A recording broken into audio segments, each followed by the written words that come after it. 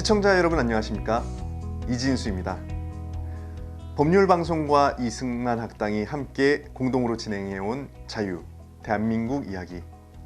오늘 14회를 마지막으로 이야기를 마무리하고자 합니다.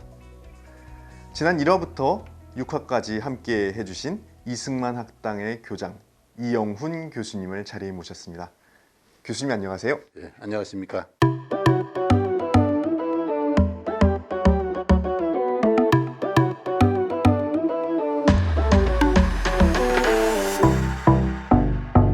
대담의 제목이 통일환상입니다. 우리의 소원은 통일. 정말 대한민국 국민이라면 모두가 다 아는 노래일 텐데요. 그 조사를 보니 한 40대 이상은 통일은 반드시 필요하다. 이게 대세인데 소위 요즘 MZ세대라고 불리는 20, 30대는 통일이 과연 필요한가 그러면서 조금 부정적인 반응이 꽤 다수를 또 차지하고 있는 것으로 알려졌습니다. 이제 앞으로 이 다수가 시간이 지날수록 이제 통일에 대해서 부정적인 의견을 가진 국민의 비중이 좀 높아지지 않을까라는 생각이 드는데요. 이런 가운데 교수님께서 오늘 대담의 제목을 통일환상이라고 하셨어요.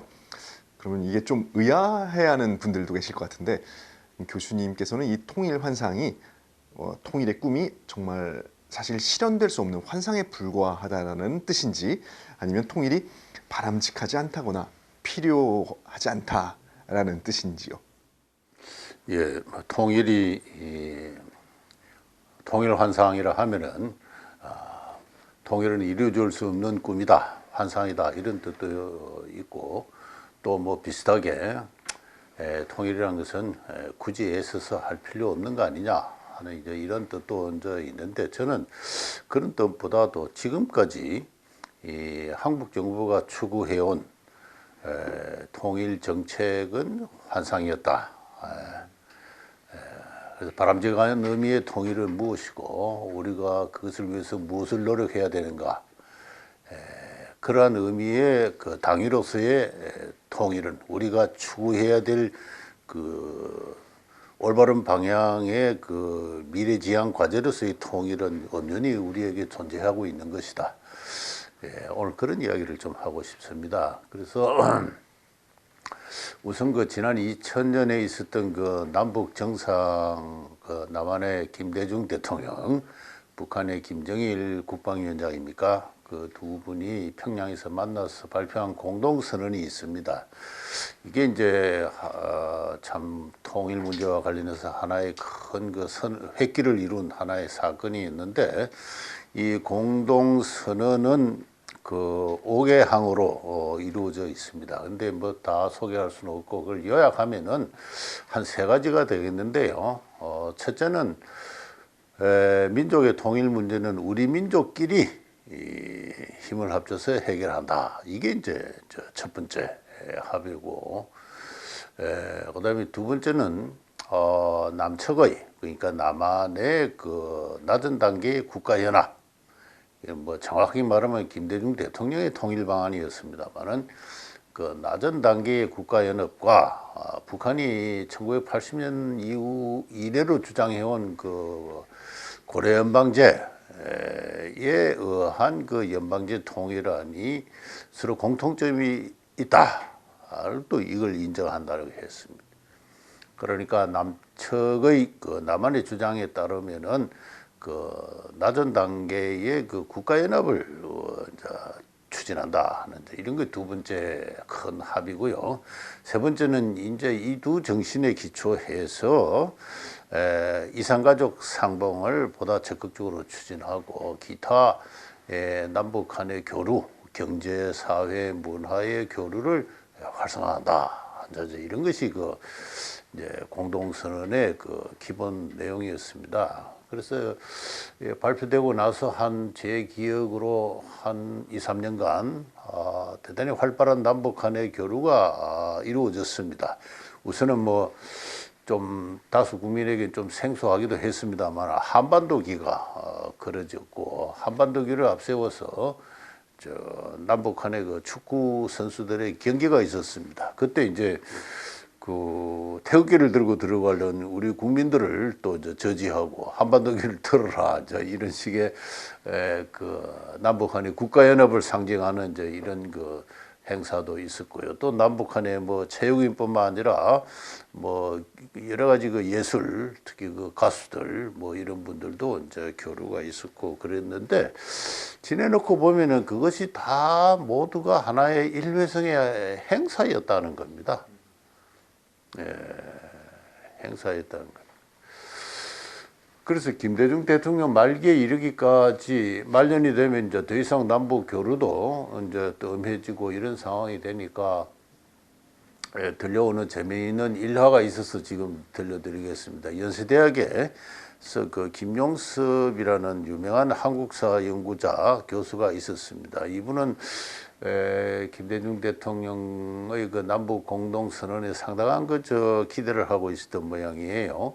연구실을 찾아온 제자 교수한테 왜 김대중 대통령은 그 공동 선언의 후속 조치에 대해서 그렇게 아무런 그 발표가 없느냐, 다시 말해서 국가연합을 추진할 어떤 그 구체적인 어떤 그 조치가 왜 없느냐, 이제 이런 식으로 조금 그 못마땅해 하는 이러한 말씀을 하시다고 그래요. 그런데 솔직히 말씀드려서 그 질문을 김대중 대통령에게 하더라도 김대중 대통령은 뭔가 구체적인 계획이나 이런 어떤 구상이 없었을 것이다.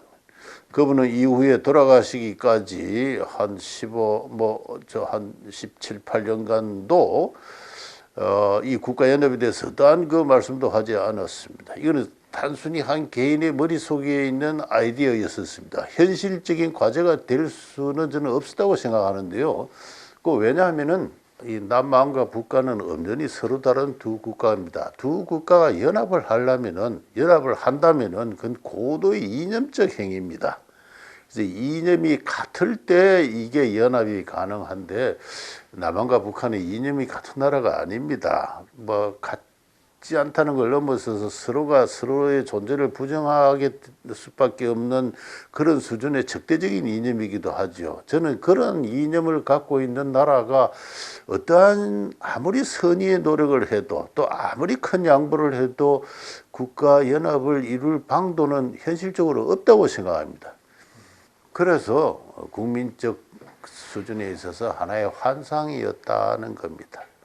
아무래도 이룰 수 없는 일에 대해서 어떤 정치가가 발표를 하고 많은 국민이 갈채를 보낸 것 자체가 하나의 환상이 아니었느냐. 제가 그 점을 오늘 솔직히 좀 비판 겸 지적해 보고자 합니다. 아무리 낮은 단계 국가 연합이라지만 그게 그리 쉬운 단계가 아니라는 것은 사실 그 김대중 대통령이나 또 우리 국민 모두가 다 잘 알고 있는 사실이 아니었을까 좀 싶습니다. 그 91년에 독일이 통일됐을 때 그때 1972년부터 서독 국민 3인당의 빌리 브란트 수상이 추진했던 그 동방 정책, 이렇게 서독과 동독이 이렇게 적극적으로 경제, 사회, 문화 활동을 교류를 해왔던 게 큰 역할을 했죠. 그래서 98년에 취임한 김대중 대통령도 이거를 잘 알아서 햇볕 정책을 추진했던 게 아닐까 싶습니다.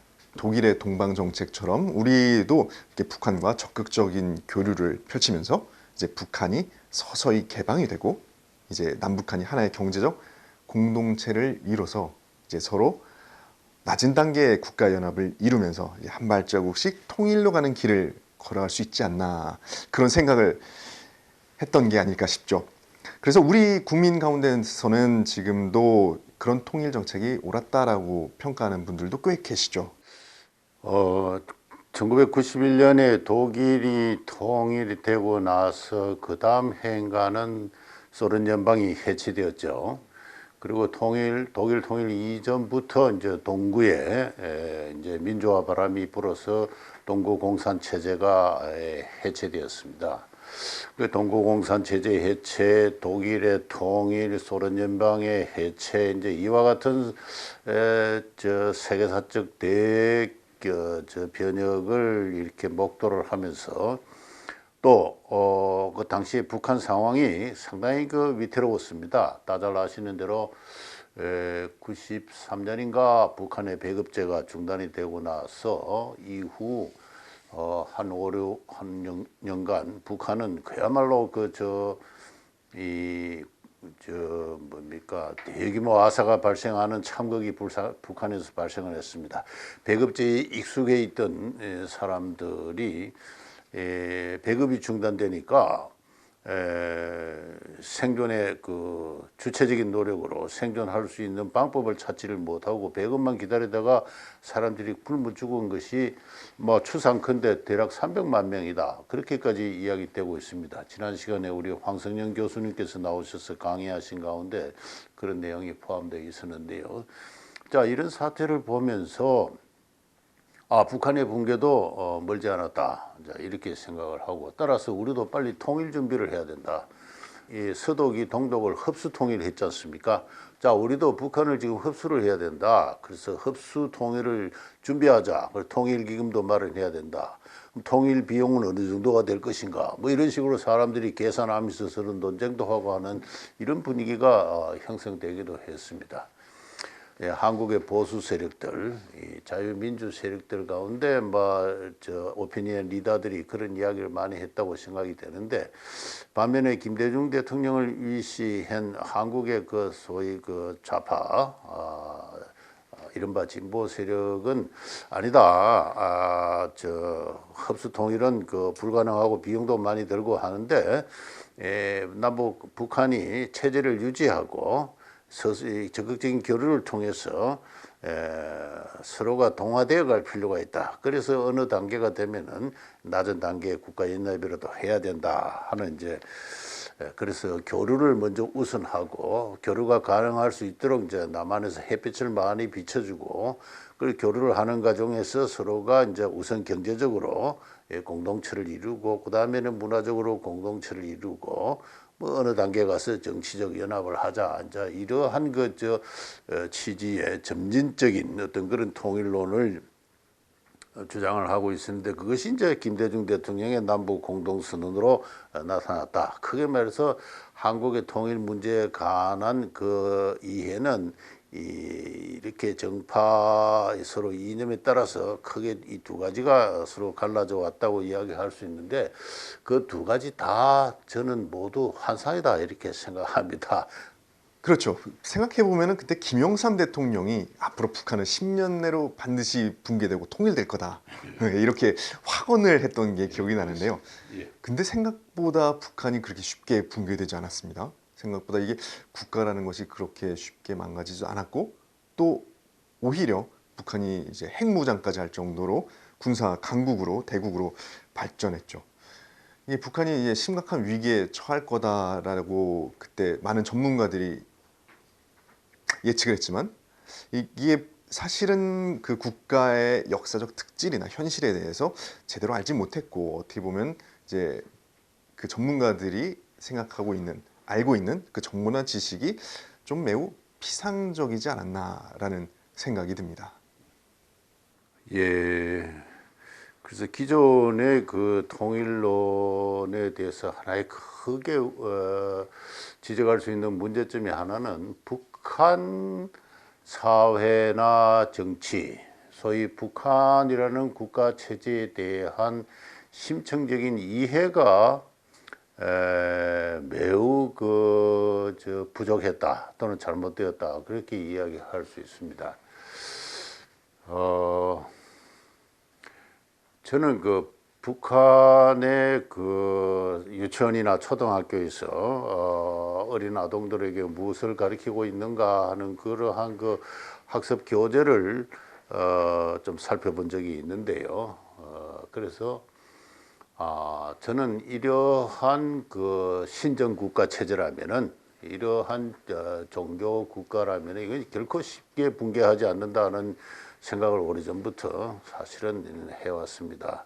그리고 그것은 다른 무엇도 아니고 조선시대 이래의 한국인들의 그 심성, 특히 종교적 심성에 그 바탕을 두고 있다. 하는 그런 생각을 합니다.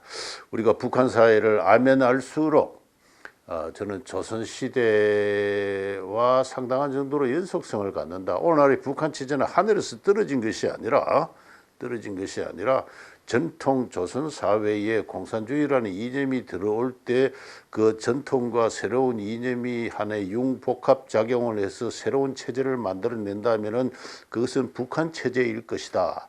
그렇게 이야기해도 좋을 만큼 북한 체제는 한국의 전통 역사와 문화와 상당한 친밀성을 갖습니다. 그런 의미에서 굉장히 강건한 체제라고도 이야기할 수 있죠. 이 시리즈에서 주의종 박사가 나와서 강의를 했습니다만 일제가 지배하는 그 시기에 그 근대적 문명이 일본을 통해서 흡수되었습니다. 그런데 해방 이후 북한에서 그 소위 근대화된 계층들이 거의 다 남쪽으로 내려오거나 추방이 되었습니다. 그래서 전쟁이 끝난 1953년 북한은 순수한 형태로 1910년 상태로 회귀했다고 볼 수가 있습니다. 소득 수준에서 실제로 그러했을 것이라고 추계도 되고 있는 것 있지만은 무엇보다도 정신문화적 상태에서 1910년대로 회귀했다도 좋다고 할 수가 있습니다. 그런 상황에서 공산주의 이념이 들어오고 전통적인 국가와 그 인민 간의 관계가 복원이 될 때 오늘날의 북한의 수령 체제가 저는 성립하게 되는 것은 매우 자연스러운 과정이었다고도 이야기할 수 있고, 이 체제는 바깥으로부터의 강력한 충격이나 어떤 계기가 없이는 무너지지 않는 나름의 체제 합리성과 그 연속성을 갖습니다. 북한도 곧 붕괴할 것이다 하는 이러한 생각을 대통령이야 한국의 정치인, 지식인들이 너없이 이야기를 했던 그런 시절이 있었습니다. 그래서 그런 것을 제가 한 가지 좀 문제점으로 지적하고 싶고요. 그 다음에는 독일의 분단과 통일의 역사에 대해서도 너무 모른다는 겁니다. 제가 그 도이치 현대사라는 책을 읽어보고 바로 그런 생각을 하게 되는데요. 그래서 그 책을 번역한 분과도 토론도 하고 이 자유주의, 자유민주의 이념이나 역사관에 입각해서 쓴 대표적인 어떤 그 독일 현대사에 관한 책입니다만 도이치 현대사라고 있습니다. 상하권으로 번역되어 있는데요.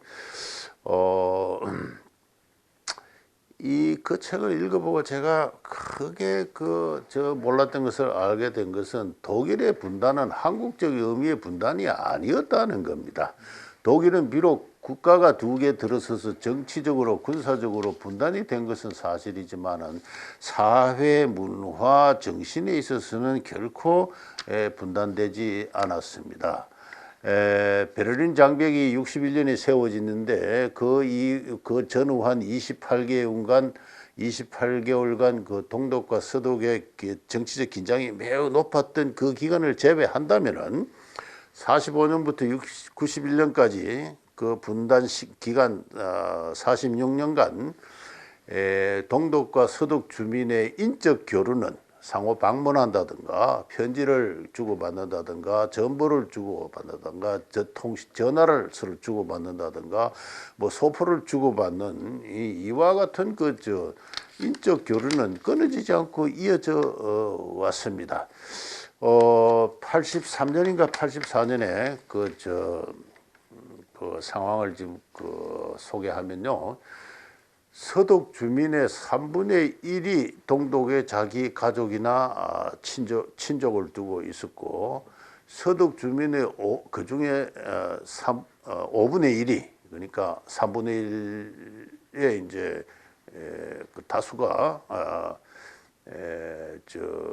동독의 그 가족과 그 친지와 편지나 전화나 이렇게 통신 왕래를 하고 있었고, 서독 주민의 8분의 1이 매년 지금 제가 매년을 이야기합니다. 매년 동독을 방문을 했습니다. 방문을 했고, 그리고 그러니까 구체적인 숫자로 이야기하자면은 1983년의 경우 서독 주민으로 동독을 방문한 사람이 500만 명.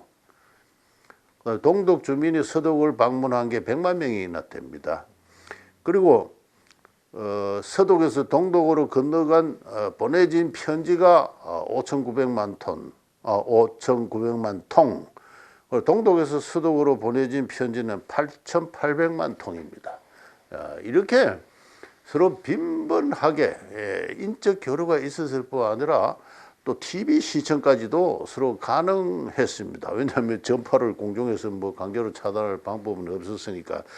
이런 걸 보면요, 저는 그래서 그 책을 읽으면서 저는 깜짝 놀랐습니다.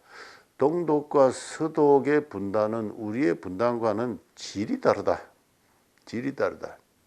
근데 우리는 이걸 같은 분단국가로 생각했습니다. 흔히들 2차 대전 이후에 두 개의 분단 국가가 있는데 하나가 동독과 서독이라면 하나는 남한과 북한이다. 보통 그렇게 이야기하지 않습니까? 분단의 질이 같은 걸로 생각하죠. 그러나 동독과 서독의 분단은 어디까지나 정치 군사적인 분단이었지 사회 문화적으로는 우리와 같은 분단은 아니었다는 걸 이야기할 수가 있습니다. 야, 그렇게 이렇게 동독과 서독이 교류가 많았다는 건 참 되게 놀랍습니다. 그냥 우리나라보다는 조금 더 교류가 있었겠거니 했는데 그렇게 뭐 수백만, 수천만 통씩 왔다 갔다 할 줄은 몰랐네요. 사실 저희는 이렇게 분단된 나라를 생각할 때 완전히 모든 것이 차단된 그런 분단을 생각하고 있었는데 사실 우리가 보면 우리가 북한과 어떤 뭐 편지를 한다거나 전화한다거나 이것이 완전히 차단됐었죠. 이렇게 70년 동안이나 어떤 한 나라가 둘로 갈라져서 완전히 차단된 그런 유래가 있을까 싶기도 한데요. 그렇다면 근데 반면에 독일에서는 아까 말씀하신 것처럼 그 정치와 군사 면에 있어서는 분단이 좀 강제돼 있었지만 경제, 사회, 문화 그리고 뭐 종교에 있어서는 일상생활에 있어서 국민들끼리의 상호 교류의 끈이 계속 이어져 가고 있었네요.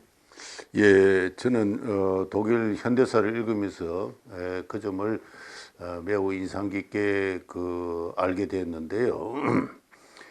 보통 유럽에서 발생한 근대 문명은 그 핵심 요소가 이 개인의 탄생이라고 그럽니다. 그러니까 사적 자치의 주체로서 개인의 성립이 바로 근대 문명의 핵심 요소라고 이야기한다면은 이 개인을 출생시키고 양육하고 또 교육하고 또 그 개인이 피곤한 사회생활에서 돌아와서 안식하고 하는 그 가족이 있습니다. 그 가족은 개인의 성체다 이렇게 비유를 가족학자들은 이야기를 하고 있죠.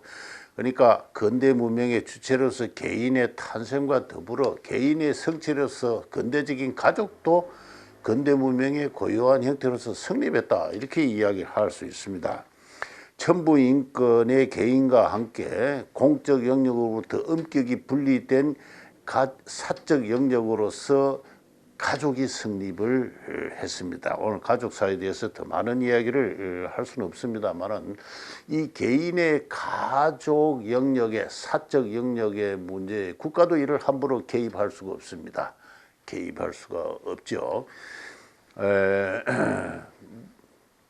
바로 그러한 가족의 사적 영역으로서의 가족, 또 개인의 성체로서 가족은 국가도 이를 임의로 침범할 수 없는 절대적인 어떤 사적 공간이었기 때문에 벌써 그러한 역사가 오래 수백 년간 형성되어 왔기 때문에 동독과 서독은 비록 서로 분단은 했지만은 이 가족의 문제에서만큼은 동독의 공산체제도 쉽게 가족이 서로 만나야 된다는 당위적 권리를 부정할 수가 없었던 것입니다. 그래서 아주 긴장이 심했던 약 한 2년 한 4개월간을 제외하고는 가족이 서로 만난다고 할 때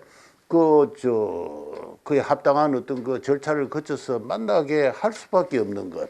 이게 바로 독일의 근대 문명이었다고 하면은 우리 한국에서의 분단은 삶과 죽음, 이성과 저성과 같은 절망적인 분리였습니다. 휴전선 건너에 내 아들이 있는데, 휴전선 너머에 내 아버지가 있는데, 내 아내가 있는데, 내 딸이 있는데 만날 수가 없는 겁니다. 만날 수가 없는 것이 아니라 편지도 왕래가 불가능하고, 그렇죠. 뭐 전화는커녕 최소한의 왕래조차도 허락하지 않는 이러한 분단은 저는 세계사에서 유례가 없다고 생각합니다. 뭐 제가 세계사를 다 아는 건 아니니까 제 표현이 과장될 수는 있습니다만은, 어떻게 아버지와 아들이, 남편과 아내가 서로 만나지 못하게 하는 분단이 어디 있느냐 말이죠. 그래서 저는 그 원인은, 예를 들어서 남북한이 서로 이제 교류를 하자 하면서 이산가족 상봉할 때 뭐 몇백 명을 할 거냐, 남한에서 한 1000명 이야기하면 북한에는 100명 이야기하고, 적당히 타협해서 하고 하는 걸 보면서 도대체 가족이 서로 만나겠다는데 이게 무슨 외교적 협상의 대상이냐, 이런 생각을 저는 많이 했습니다. 이 상시적인 경로를 열어놔 가지고, 그죠? 신청만 하면은 이렇게 서로 만날 수 있도록 해주는 것이 그 정상적인 인간 사회 아니에요?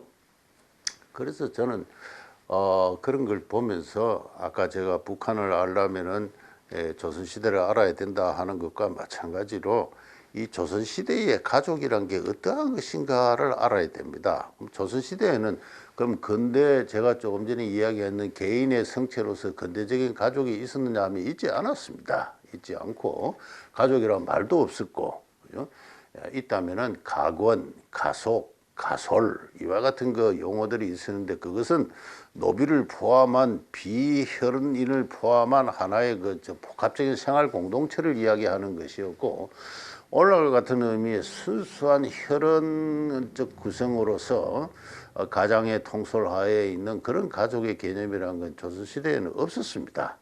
가족이란 말은 20세기 일본에서 들어온 말이죠. 근대 민법과 함께 들어온 말이고, 조선시대에는 오늘날의 가족이라 보다도 집안, 하나의 집안 또는 문중 이와 같은 공동 제사 집단이 있었습니다. 3대, 4대, 5대 되는 그 조상을 제사하는 친족 집단이 있었는데, 그걸 하나의 집안이라 그랬고, 그 집안 내에서 소규모 생활 공동체로서 가족이라는 것은 엄격하게 분리되어 있지 않았습니다. 그래서 바로 그런 것이 이제 분리되는 것이 이제 20세기 들어와서 이제 한국의 근대 가족의 성립과 발전의 역사라고 하겠는데요.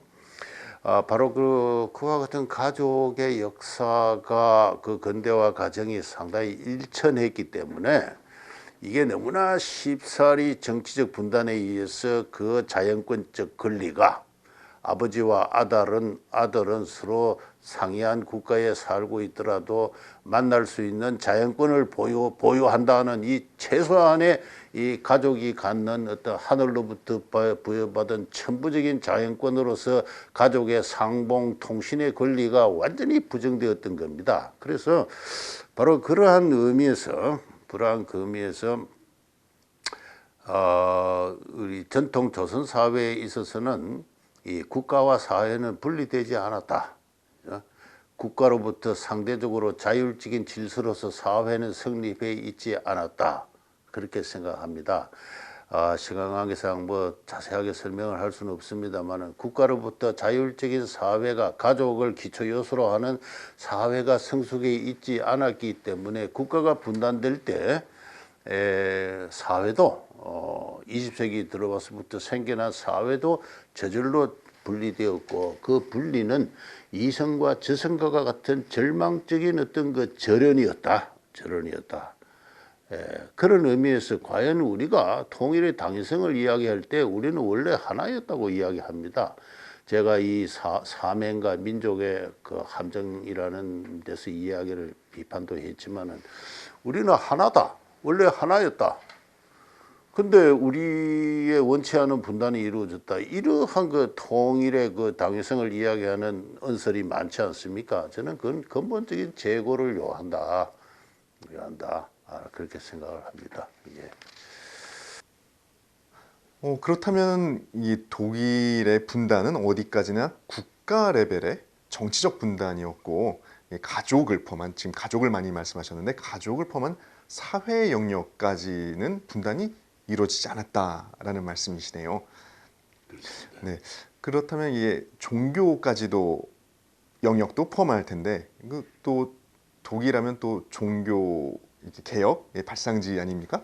그 마틴 루터가 그 1983년에 그 마틴 루터 탄생 500주년이었다고 해요. 근데 그때 보면은 이제 전 세계 기독교 이제 교회 지원을 받는 행사가 이제 성대하게 거행이 됐는데 공교롭게도 당시가 이제 공산주의의 창시자인 칼 막스의 서거 100주년이었다고 합니다. 그런데 생각해 보면은 이제 칼 막스 서거 행사가 더 클 것 같다는 생각이 드는데 그 당시에 보면 동독교에서 그 마틴 루터를 기념하는 행사가 훨씬 규모가 크고 성대했다 하죠. 이후에 보면은 그 동독의 라이프치히의 성 니콜라이 교회에서는 매주 월요일마다 그 평화를 위한 기도회 이게 열렸다고 하는데 이것이 나중에 후일 독일 통일의 단초가 되었다는 이야기가 있습니다. 독일 통일에 관한 그 책들을 읽으면은 모든 사람이 인상 있게 읽는 바로 그 대목을 지금 말씀해 주셨다고 생각하는데요. 지적하신 대로 또 동독은 공산체제 하에서도 교회는 살아 있었습니다. 교인들의 신앙 공동체로서 교회는 살아 있었고 동독과 서독의 교회는 또 동독의 교회와 세계 기독교회는 서로 교류를 하고 있었습니다. 그 대표적인 사례가 그 메르켈 수상의 가족사 아닙니까? 메르켈 수상은 1954년도에 서독 함부르크에서 태어났습니다. 근데 태어난 그 해에 아버지가 그 독일 루터 교회 목사인데 동독 교회의 초청을 받아서 동독으로 이주를 했습니다. 서독에서 동독으로 공산체제 하에 동독의 베를린 교회 브란덴부르크라는 농촌 교회에 가서 시무를 했어요. 그래서 메르켈 소녀는 거기서 공산주의 교육을 받으면서 성장을 했습니다. 근데 매년 그 서독의 친족들이 또 동독에 메르켈 가족을 방문하고 하곤 했던 이제 이런 그 역사가 있는데요. 저는 그것도 보면서 조금 전에 말씀드린 대로 가족사는 분단되지 않았구나 하는 걸 제가 알 수가 있었거니와 무엇보다도 이 교회가 그죠? 서로 교류를 하고 있었다는 사실을 우리가 알 수가 있습니다. 조금 전에 말씀하신 대로 1983년에 마틴 루터 탄생 500주년을 기념한 그 행사는 세계 기독교회가 거기에 협조를 하고 세계 기독교의 주관하에 매우 거창하게 성대하게 열렸던 그런 같은 일입니다. 다시 말해서 그 교회 신앙 공동체는 부정되지 않았다. 근데 이 독일 통일의 주역이 그 코올 수상 아니었습니까? 이 코올 수상이 1983년 6월 달에 그 해가 바로 마틴 루터 탄생 500주년 있는 그 해에 분단 독일의 국정이라는 제목의 연설을 한 것인데 저는 그 연설에서 큰 감명을 받았습니다. 다음과 같이 이야기를 합니다. 독일에는 두 국가가 있지만 독일 민족은 하나다. 이 민족의 존재는 정부들이 이래라 저래라 할 수 있는 게 아닙니다. 이 민족은 오랜 세월을 거치면서 유럽의 기독교 문화의 한 축으로서 대륙의 한가운데 자리 잡아왔습니다. 독일 민족은 통일국가를 이루기 전부터 있어왔고 통일국가가 없어진 이후에도 그러니까 분단이 된 이후에도 살아있습니다. 그렇게 이야기했습니다. 바로 이 민족이란 게 바로 자유인의 신앙 공동체로서 교회를 말하는 겁니다. 그래서 독일 민족은 바로 하나님으로부터 천부의 인권을 갖고 태어난 자유인의 신앙 공동체로서 교회를 그 본질로 하는 하나의 정신적인 어떤 결속체로서 1871년 독일 제국이 성립하지 않습니까? 그 통일된 독일 근대 국민 국가가 성립하는데 그 이전부터 있어 왔고, 그리고 1945년 분단된 이후에도 살아 있다. 이것에 기초해서 우리는 하나의 통일을 이룰 것이다. 그렇게 이야기를 합니다. 다시 말해서 콜 수상이 마틴 루터 서거 500주년, 탄생 500주년을 맞아서 한 그 통일의 당위성은 바로 자유인의 신앙 공동체로서의 독일 민족, 바로 그것입니다. 정부가 이래라 저래라 할 수 없다. 국가 성립 이전부터 있어 왔고 이후에도 있는, 국가보다 훨씬 더 역사적 유래가 길고 깊다 말이죠. 바로 그렇게 이야기를 했습니다. 그렇게 해서 통일의 그 연설을 다음과 같이 이야기를 하고 있습니다. 우리는 우리의 동포들이 자기의 권리를 부인당하고 그들의 인권이 짓밟히는 것을 받아들일 수가 없습니다. 우리 독일 국민은 조국의 분단 상황을 수긍할 수 없습니다. 우리는 우리의 헌법 정신에 따라 자유의사에 따른 독일의 통일과 자유를 성취하기 위해 굳은 결의와 인내력으로 나아갈 것입니다. 그랬습니다. 이게 바로 독일 통일의 기본 대의 방향을 밝힌 겁니다. 우리가 보건대 동독의 공산체제하에서 우리 동포들이 자유의 권리를, 인권을 억압당하고 있다. 이거 우리가 수용할 수가 없다. 이런 분단 상황이 지속되는 것을 수긍할 수가 없다. 우리는 우리의 헌법 정신에 따라서 자유의사에 따른 독일의 통일을 성취해 갈 것이다. 따라서 독일의 통일은 그저 한 국가가 합치는 것이 아니라 자유의 프로세스, 이제 흔히 쓰는 말입니다만 자유 이념의 확장 과정으로서의 통일이었습니다. 콜 수상은 그 점을 분명히 하고 있습니다. 분명히 하고 있는 그 기초에는 정치 군사적인 분단에도 불구하고 양국 국민은 서로 정신적으로 연결되어 있고 그 정신의 본질은 자유다 하는 것을 상기하고 있는 것이죠. 바로 그런 점에서 우리 한국의 통일, 지금까지 주장해온 통일론과는 전혀 상이하다, 상이하다. 독일사와 같은 자유의 프로세스로서, 자유의 그 진행 과정으로서, 확장 과정으로서 통일을 이야기한 정치가는 아직 없었습니다. 없었고, 바로 그런 점에서 우리의 한국 통일론과는 큰 차이가 있고, 바로 그런 차이를 안고 있음을 제가 지적을 지금 하고 있는데, 바로 그 명제가 지금까지 통일론은 저는 환상이었다, 그렇게 이야기하는 겁니다. 예. 독일의 통일이 이렇게 동독 시민, 동독 국민의 자유를 회복하는 자유의 프로세스, 이 표현이 되게 인상적으로 들립니다. 교수님께서 지난번 3회 때 대담에서 민족주의 함정을 언급하셨어요. 그때 한국의 민족주의가 낮은 수준의 종족주의에 머무르고 있다라고 지적을 해주셨는데, 그러면 2000년대 그때 공동선언 했었죠. 그때 천명했던 우리 민족끼리 이런 것도 결국 낮은 수준의 종족주의라고 하겠는데, 이런 수준으로서는 지금 독일 통일에서 보는 것 같은 자유의 프로세스를 과연 실천할 수 있을까 하는 의구심이 듭니다. 그렇죠. 자유 이념을 배제한 포함하지 않는 민족주의만으로는 제가 초두에 말씀드렸습니다만 아주 낮은 수준이라 하더라도 국가연합을 저는 이룰 수 없다고 생각을 합니다. 1994년에 발족한 EU, 유럽연합을 보십시오. 여러 인종들, 여러 국가들이 하나의 국가연합을 이루었습니다. 오랜 세월 참 수많은 우여곡절을 거친 결과 드디어 유럽연합이 성립했는데, 그것은 자유, 박애, 평화, 통상이라는 큰 선진적인 이념에 기초해 있는 것입니다. 언젠가 한 말씀드렸습니다만 이후에 우리 애국가 같은 국가가 있습니다. 국가가 있는데 그 베토벤 고향곡 합창에 나오는 환희의 순가예요.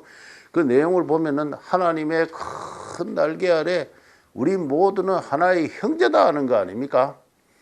저는 그래서 베토벤의 이 환희의 순가 늘 잘 알려진 이야기를 자주 들으면서 그 실러의 그 원래 그 시를 그 원문도 한번 읽어보곤 합니다만은 비록 피부가 다르고 심지어는 종교가 달라도 우리 모두는 하나의 형제다라는 큰 이념이 그 유럽연합을 가능케 했던 것입니다. 바로 그러한 어떤 그 세계인의 가슴을 울리는 보편적이고 선진적인 이념, 그걸 배제한 채 우리는 하나의 그 민족이다. 그 민족은 그 가족 개념입니다. 종족 개념이죠. 피를 갖춘 조상을 같이 하는 어떤 민족이기 때문에 우리 민족은 부당하게 떨어져 살고 있는데 곧 만나서 같이 살아야 될 운명이다.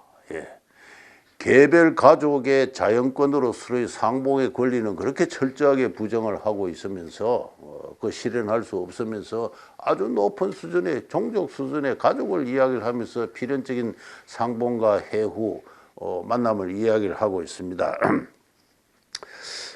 한국의 민족주의가 원래 그런 것은 아니고 이 종족주의에다가 자유주의 이념이 가미되어서 우리 대한민국을 그 건립하고 산업화를 이룬 이념으로서 역사적 역할이 있었지만은 이게 한 3, 40년 전부터 이 종족주의로 변질해 왔다 하는 이런 이야기를 제가 했는데요.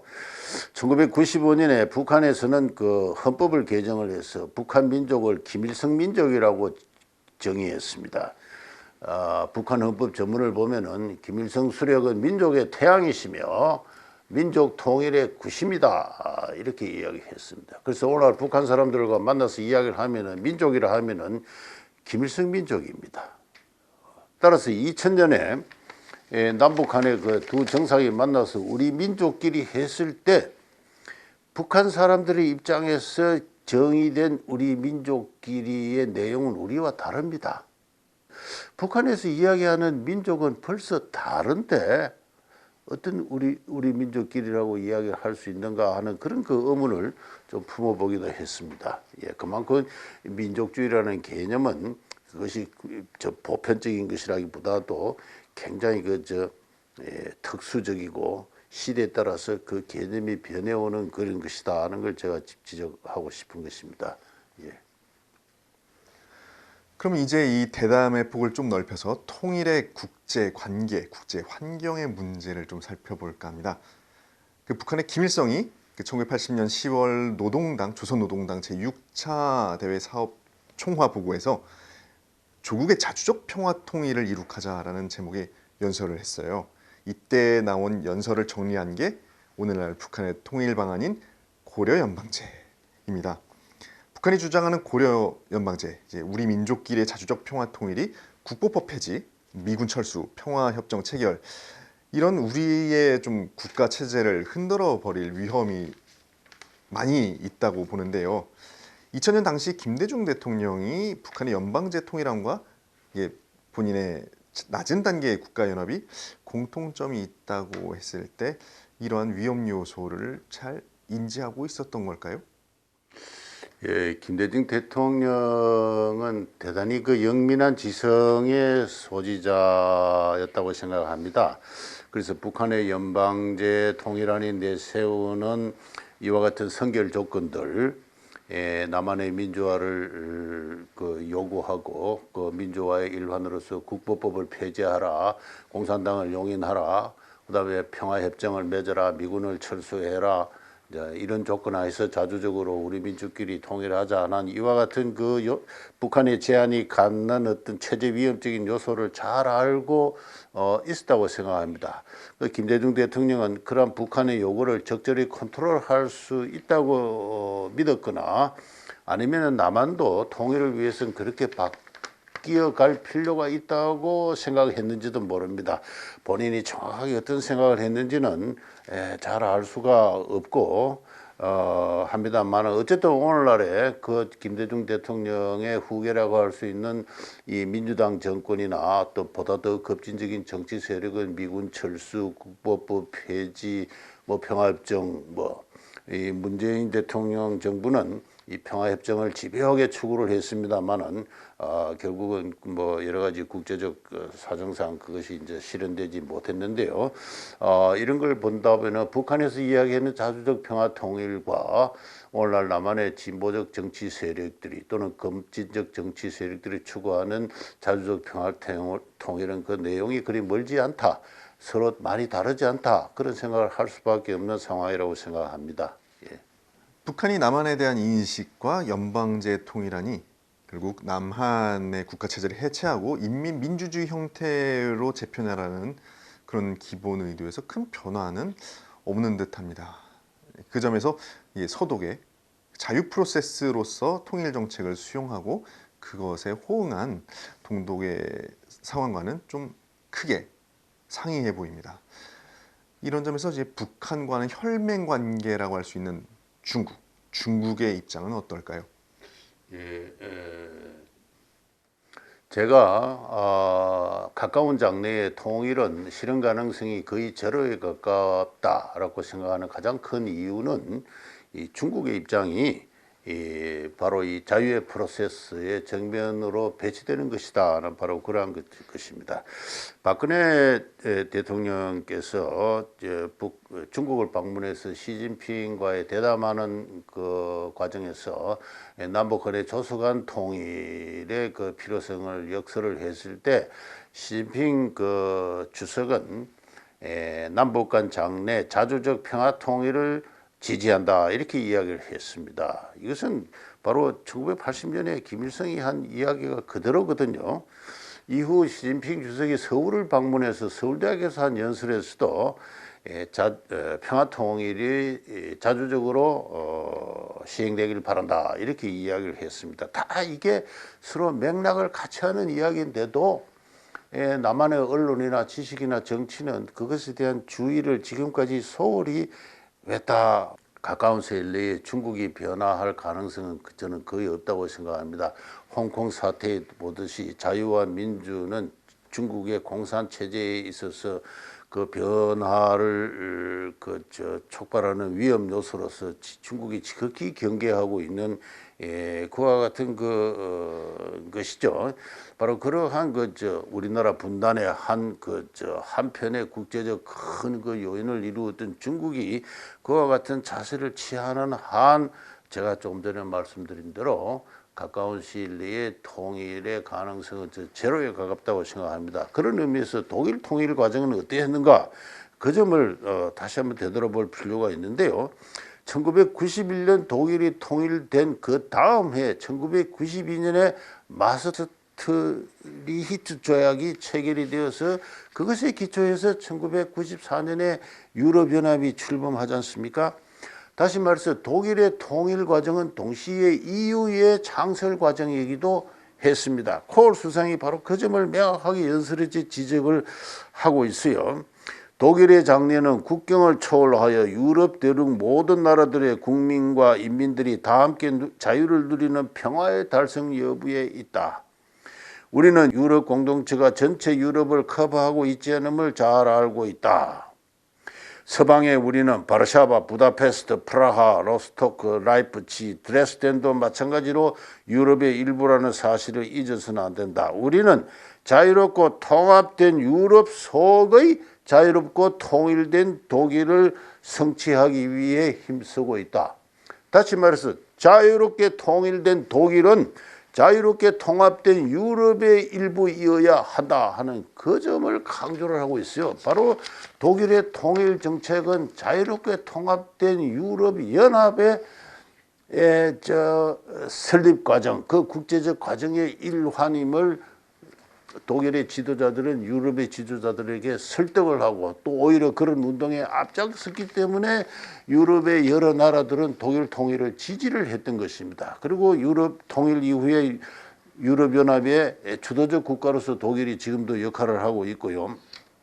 바로 그러한 것을 의미해서 독일의 통일 과정은 국내적으로 자유의 프로세스였을 뿐만 아니라 국제적으로도 자유의 프로세스였다는 것, 바로 그런 것입니다. 그런데 이와 같은 통일을 위한 국제적 환경은 현재 한반도 주변에서는 존재하지 않습니다. 중국은 정상적으로 경제 성장을 하고 있고 중국 인민에 대한 공산당의 지배 체제는 강건합니다. 강건한 가운데 이 중국이 미국을 중심으로 한 세계 헤게모니에 도전하고 나서니까 미국이 일본, 기타 인도, 호주 여러 나라들과 더불어 중국에 대한 포위망을 강화하고 있는 이제 이와 같은 국제적 상황입니다. 이런 상황에서 중국은 전통적으로 우리 한반도를 그들의 왼팔, 잘려나가면 그 후환을 감당할 수 없는 왼팔 또는 입술이 없으면 이가 시리죠. 입술 또는 중국 지도 전체에서 한반도는 닭뿌리에 상처가 생기면 닭이 음식을 못 먹고 죽습니다. 그만큼 한반도를 중시하는 그들의 전통적인 지적한 관점에서 한반도의 자유 통일을 용인할 가능성이 저는 없다고 생각합니다. 그러한 의미에서 제가 몇 차례 강조하고 있습니다만 가까운 시일 내에 이루어질 한국 정부가 한국 국민이 지금까지 꿈꿔온 그런 통일이 이루어질 가능성이 없다는 겁니다. 그렇다고 해서 제가 통일을 포기하자는 게 통일을 포기하면 대한민국의 정체성 자체가 없어집니다. 그런 의미에서 자유의 프로세스의 통일은 우리가 포기할 수 없는 장래의 과제다. 바로 그런 것입니다. 바로 자유의 프로세스의 통일론, 그 점에 대해서 지금까지 한국 정치와 지성은 정말로 소홀했다 또는 지적으로 무지했다고 할 수가 있습니다. 심지어는 북한의 통일 방안을 그 내용에서 지지하는 통일 정책을 펼침에 주저하지 않기도 했습니다. 나아가서 한국 통일을 저해하는 궁극의 장애라고 할 수 있는 중국에 대해서 더 없는 굴종적인 자세를 취해 왔습니다. 여기에 대해서는 부끄러워서 창피해서 더 이상 이야기를 할 수가 없을 지경입니다만은. 따라서 우리가 당일로서 추구해야 될 민족의 통일은 자유의 프로세스를 복구하는 것입니다. 이걸 제일 먼저 이야기를 했던 분이 우리의 건국 대통령 이승만이에요. 이 이승만이 1953년에 이 불가피하게 남북한의 정전협정을 체결하면서 북한 동포에게 바라는 성명서가 있었습니다. 북한 동포들이여, 우리들이 그들을 잊는다고 생각하지 마십시오. 우리는 될 수 있는 대로 하루빨리 공산체제의 확정하에서 여러분을 구원하기 위해서 최선의 노력을 다할 것입니다. 그렇게 이야기를 했습니다. 바로 그 자유의 프로세스의 원형을 선구자가 제시한 그 이념을 복구를 해가지고 지금이라도 우리 국민들이 이 자유 프로세스에 강인하게 훈련되고 앞장서는 그러한 자세, 그러한 훈련, 또 그러한 용기를 가진다면은 통일은 우리가 머지않은 세대에 성취할 수 있는 실현 가능한 꿈이다. 바로 그 점을 제가 마지막으로 강조해 드리도록 하겠습니다. 통일이라는 것이 그냥 앉아 기다린다고 오는 것이 아닙니다.